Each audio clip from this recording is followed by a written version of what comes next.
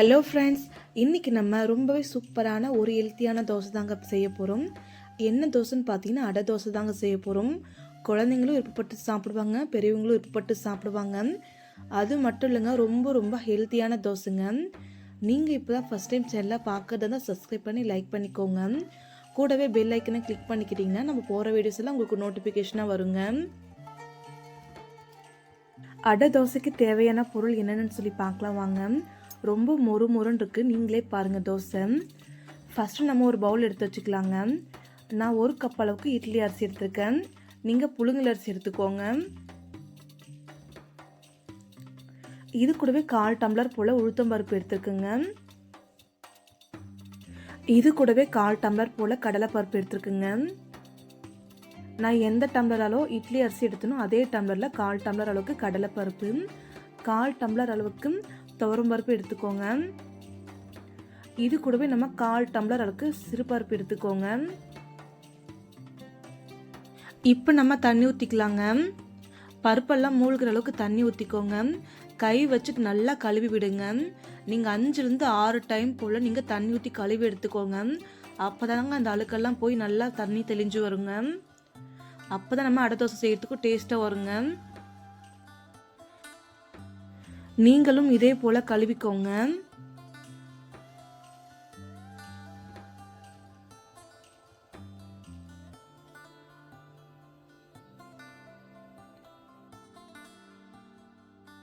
இப்போ நம்ம கழுவி எடுத்தாச்சு, நீங்களே பாருங்கள்.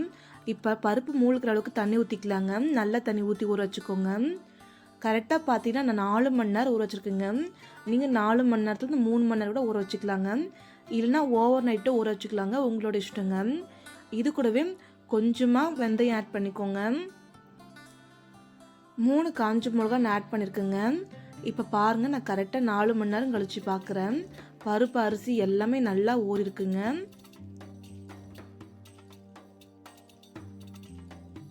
இப்போ நம்ம ஒரு மிக்ஸி ஜார் எடுத்துக்கோங்க. மிக்ஸி ஜாருக்குள்ளே நீங்கள் ஊற வச்ச பருப்பு அரிசி எல்லாம் 2 டைம் நான் போட்டு அரைச்சிக்க போகிறேங்க. ஃபஸ்ட்டு நான் பாதி போட்டுக்க போகிறேன். இது கூடவே ஒரு 5 பூண்டு பல் போல் சேர்த்துக்கோங்க. சின்ன வெங்காயம் உங்ககிட்ட இருந்துச்சுன்னா ஒரு 10 சின்ன வெங்காயம் சேர்த்துக்கோங்க. அப்படி இல்லைனா கூட பெரிய வெங்காயம் சேர்த்துக்கோங்க. இப்போ நான் மூடி போட்டு நைஸாக அரைச்சிட்டு வந்துட்டேன், நீங்களே பாருங்கள். இப்போ நம்ம ஒரு பவுலுக்கு மாற்றிக்கலாங்க. இதே போல் நான் இன்னொரு பேட்சை போட்டு எடுத்துக்கிறேங்க.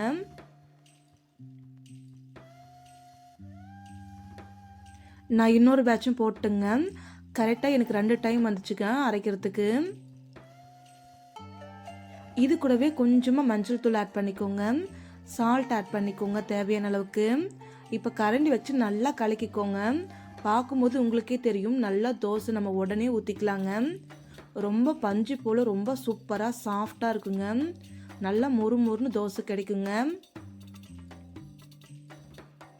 நீங்கள் மாவு அரைச்ச உடனே எல்லாமே கலக்கி உடனே தோசை ஊற்றிக்கலாங்க. நல்லா கலக்கி எடுத்துக்கோங்க. நீங்களே பாருங்கள் மாவு எந்த அளவுக்கு சாஃப்டாக இருக்குன்னுட்டு. இப்போ நம்ம ஒரு தோசை தவா எடுத்துக்கோங்க. கேஸ் ஸ்டவ் ஆன் பண்ணிவிட்டு எப்பவும் போல் ஆனியன் தேய்ச்சிக்கலாங்க. நான் பார்த்தீங்கன்னா 3 கரண்டி மாவு எடுத்து நான் தேய்ச்சிக்கிட்டுங்க.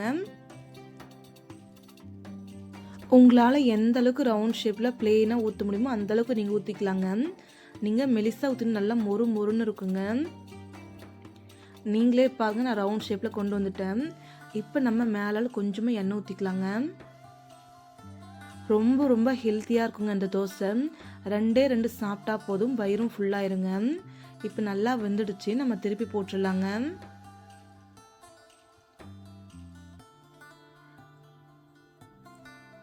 நீங்களே பாருங்கள், இவ்வளோ சூப்பராக இன்ஸ்டண்ட்டாக செஞ்சிடலாங்க.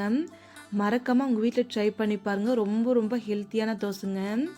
உங்கள் வீட்டில் மறக்காமல் ட்ரை பண்ணி பார்த்துட்டு எப்படி வந்துச்சுன்னு சொல்லி கீழே கமெண்ட் பாக்ஸில் கமெண்ட் பண்ணுங்கள்.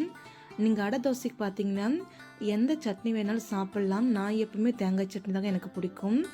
கார சட்னி கூட செஞ்சு வச்சு சாப்பிட்லாங்க. ரொம்ப ரொம்ப சூப்பராக இருக்குங்க. இந்த வீடியோ உங்களுக்கு பிடிச்சிருந்தா சப்ஸ்கிரைப் பண்ணுங்கள், லைக் பண்ணுங்கள், கமெண்ட் பண்ணுங்கள், ஷேர் பண்ணுங்கள். மறக்காமல் உங்கள் வீட்டில் ட்ரை பண்ணி பாருங்கள். ரொம்ப ரொம்ப யூஸ்ஃபுல்லாக இருக்குங்க. அதே போல் ரொம்ப ஹெல்த்தியான தோசைங்க. ரொம்ப இன்ஸ்டண்ட்டாக செஞ்சிடலாங்க தோசை. அவ்வளோ டேஸ்ட்டான ஒரு தோசைங்க. மறக்காமல் உங்கள் வீட்டில் ட்ரை பண்ணி பாருங்கள். குழந்தைங்களுக்கு பெரியவங்களுக்கெல்லாம் செஞ்சு கொடுங்க. ரொம்பவே விருப்பப்பட்டு சாப்பிடுவாங்க. மறக்காமல் உங்கள் வீட்டில் செஞ்சு பார்த்துட்டு எப்படின்னு சொல்லி கீழே கமெண்ட் பாக்ஸில் கமெண்ட் பண்ணுங்கள். Thank you friends. நாளைக்கு பார்க்கலாம் வேற ஒரு வீடியோவில். வாங்க எல்லாருமே சாப்பிட்லாம்.